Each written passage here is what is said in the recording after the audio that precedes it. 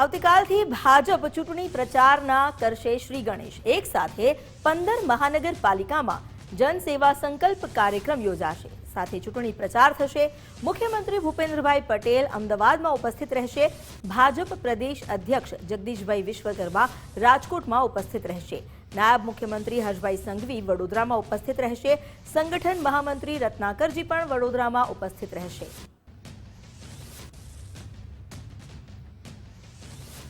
આવતીકાલથી ભાજપના ચૂંટણી પ્રચારના શ્રી ગણેશ કરવા જઈ રહ્યું છે અને ભાજપના દિગ્ગજો જે મેદાનમાં ઉતરશે। આવતીકાલે એક સાથે 15 મહાનગરપાલિકામાં જનસેવા સંકલ્પ કાર્યક્રમનું આયોજન કરવામાં આવ્યું છે। આ કાર્યક્રમ સાથે ચૂંટણી પ્રચારના શ્રી ગણેશ થશે। મુખ્યમંત્રી ભૂપેન્દ્રભાઈ પટેલ જેઓ અમદાવાદના કાર્યક્રમમાં ઉપસ્થિત રહેશે, તો બીજી બાજુ નાયબ મુખ્યમંત્રી હર્ષભાઈ સંઘવી જેઓ ઉપસ્થિત રહેશે। સંગઠન મહામંત્રી રત્નાકરજી વડોદરામાં ઉપસ્થિત રહેશે। તેની સાથે સાથે રાજકોટમાં જગદીશભાઈ વિશ્વકર્માને જવાબદારી સોંપવામાં આવી છે। આ કાર્યક્રમમાં તેઓ ઉપસ્થિત રહેશે। આગામી સમયમાં સ્થાનિક સ્વરાજની ચૂંટણીમાં કેસરિયા કેસની જે જીત છે, ભાજપની જીત છે, તેને માટે આ કાર્યક્રમ મહત્વપૂર્ણ માનવામાં આવી રહ્યો છે। જનસેવા સંકલ્પ કાર્યક્રમ થકી ચૂંટણી પ્રચારના શ્રી ગણેશ થશે। અમારી સાથે જોડાયા છે સંવાદદાતા નિકુંજ જાની। નિકુંજ, આવતીકાલથી ભાજપ ચૂંટણી પ્રચારના શ્રી ગણેશ કરશે। એક સાથે 15 મનપામાં જે કાર્યક્રમનું આયોજન કરવામાં આવ્યું છે, કાર્યક્રમની રૂપરેખાને લઈને શું વધુ વિગતો?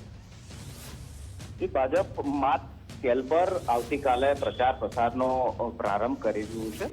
સામાન્ય રીતે પ્રચાર પડઘમ શાંત પડે તેના છેલ્લા દિવસે આ પ્રકારનો તીવ્ર પ્રચાર કોઈ પણ પાર્ટી દ્વારા કરવામાં આવતો હોય છે, જેને કાર્પેટ બોમ્બિંગ કહેવામાં આવતું હોય છે રાજનીતિ ભાષામાં। પરંતુ ભાજપે ચૂંટણીના ઉમેદવારી ફોર્મ ભર્યાના નેક્સ્ટ દિવસ એટલે કે આવતીકાલથી જ આ પ્રકારના કાર્પેટ બોમ્બિંગ સ્વરૂપનું ચૂંટણી પ્રચાર કરવા માટેનું એક સમગ્ર કાર્યક્રમ અને શેડ્યુલ ઘડ્યું છે। આવતીકાલે 9:30 કલાકથી એક સાથે 15 જેટલી મહાનગરપાલિકાઓ છે, તેમાં જનસેવા સંકલ્પ કાર્યક્રમ સાથે ભાજપના ઉમેદવારો ચૂંટણી પ્રચારનો શ્રી ગણેશ કરશે। મુખ્યમંત્રી ભૂપેન્દ્ર પટેલ અમદાવાદની અંદર ચૂંટણી પ્રચારમાં જોડાશે। પ્રદેશ ભાજપ અધ્યક્ષ જગદીશ વિશ્વકર્મા રાજકોટ ખાતે ચૂંટણી પ્રચારની અંદર જોડાશે। નાયબ મુખ્યમંત્રી હર્ષ સંઘવી અને સંગઠન મહામંત્રી રત્નાકર વડોદરા મહાનગરપાલિકાની અંદર ચૂંટણી પ્રચાર કરશે। તમામ 15 જેટલી મહાનગરોની અંદર સંગઠન યોજના મુજબ ભાજપના સિનિયર આગેવાનો આ પ્રકારના પ્રચારની અંદર જોડાવાના છે અને એક સાથે 15 જેટલી મહાનગરપાલિકાઓની અંદર ચૂંટણી પ્રચારનો પ્રારંભ થશે।